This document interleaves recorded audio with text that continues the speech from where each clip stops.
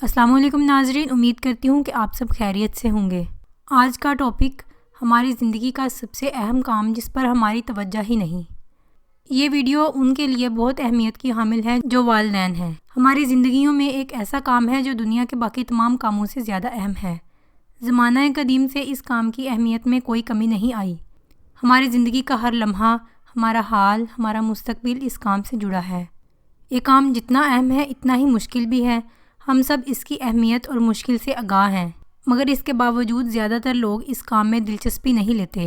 اپنی زندگی کا جتنا وقت ہم دیگر کاموں میں صرف کرتے ہیں، اس کا تھوڑا سا حصہ بھی اس اہم ترین کام میں نہیں لگاتے اور سمجھتے ہیں کہ وقت کے ساتھ ساتھ یہ کام کسی خودکار نظام کے تحت ہوتا چلا جاتا ہے، اور یہی ہماری زندگی کی سب سے بڑی غلط فہمی ہے۔ یہ کام ہے بچوں کی تربیت۔ یہ درست ہے کہ ہم اپنے بچوں سے بہت پیار کرتے ہیں، ان کی خاطر دن رات کام کرتے ہیں، اپنی بساط سے بڑھ کر انہیں مہنگے اور اعلیٰ اسکولوں میں پڑھاتے ہیں۔ ہماری زندگی کی مصروفیات کا کوئی نہ کوئی حصہ بچوں سے جڑا ہوتا ہے۔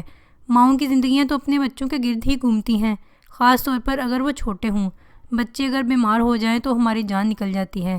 بچوں کے امتحان ہو رہے ہوں تو ہم دیوانے ہو جاتے ہیں۔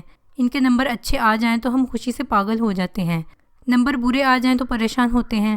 یہ تمام کام کرتے ہوئے ہم یہ سمجھ رہے ہوتے ہیں کہ ہم بچوں کی تربیت کا فریضہ انجام دے رہے ہیں، جبکہ در حقیقت ان باتوں کا مطلب یہ ہے کہ ہم بچوں کی صرف پرورش کر رہے ہیں، تربیت نہیں۔ بچے کو دودھ پلانا، اس کی غذائی ضروریات کا خیال رکھنا، اس کو پڑھانا لکھانا، کپڑے پہنانا، یہ سب اس کی پرورش کا تقاضا ہے، اس کی ضروریات ہیں۔ جیسے جانور اپنے بچوں کو خوراک کھلاتے ہیں یا انہیں باقی جانوروں سے محفوظ رکھتے ہیں، تو وہ اپنے بچوں کی پرورش کر رہے ہوتے ہیں۔ تربیت کا کام اس سے مختلف ہے۔ بچوں کی تربیت کے لیے ضروری ہے کہ والدین کو علم ہو کہ تربیت کیسے کی جائے۔ دراصل بچوں کی تربیت کے معاملے میں والدین سے عموماً 5 قسم کی لغزشیں ہوتی ہیں۔ پہلی، والدین اپنا وقت بھول جاتے ہیں۔ آپ میں سے جو لوگ 40 یا 50 سال کی عمر کے حصے میں ہیں، ان کے بچے اس وقت میٹرک اور ایف اے میں ہیں۔ ذرا سوچیں کہ ان کی عمر میں آپ کتنے خود سر تھے، کیا کیا حرکتیں کرتے تھے۔ اب ہمیں اپنے بچوں میں وہ خود سری قبول نہیں۔ تربیت میں دوسری کوتاہی ہماری یہ خواہش ہے کہ ہم نہیں چاہتے کہ زندگی میں جو نقصانات ہم نے اٹھائے وہی غلطیاں دہرا کر ہمارے بچے بھی نقصان اٹھائیں۔ یہ ممکن نہیں۔ جس طرح اپنے والدین کے سمجھانے کے باوجود ہم نے وہ تمام کام کیے جن سے ہمیں منع کیا گیا، اسی طرح ہمارے بچے بھی ان میں سے کچھ کام کریں گے، اور اگر آپ بہت زیادہ سختی کریں گے تو پھر وہ اس موقع پر کریں گے جب انہیں نقصان سے بچانے والا کوئی نہیں ہوگا۔ لہٰذا بہتر یہ ہے کہ اسے اپنے نفع نقصان بھلے برے کا اچھی طرح سمجھا دیں اور پھر اس کی سمجھ بوجھ پر یہ سوچ کے اعتماد کریں کہ آپ نے اپنی عمر میں کیا انجام دیا تھا۔ تیسری کوتاہی یہ ہے کہ بچوں کو ہر وقت کٹہرے میں کھڑا نہ کریں۔ تم نے صبح برش نہیں کیا، کتاب نہیں پڑھی، وغیرہ وغیرہ۔ یہ سب باتیں ہر وقت کرنی ضروری نہیں۔ بچے کو یہ نہیں لگنا چاہیے کہ جب بھی وہ آپ کے قریب آئے گا آپ اس سے باز پرس کریں گے۔ قطع نظر اس بات سے ہے کہ آپ بچوں کے مفاد میں ہی یہ سوال کرتے ہیں، مگر ہر وقت کا حساب کتاب آپ کو بچے سے دور کر دے گا۔ بچے سے یہ دوری کبھی پیدا نہیں ہونی چاہیے۔ دوری سے بچے کا آپ پر اعتماد کم ہوتا چلا جاتا ہے۔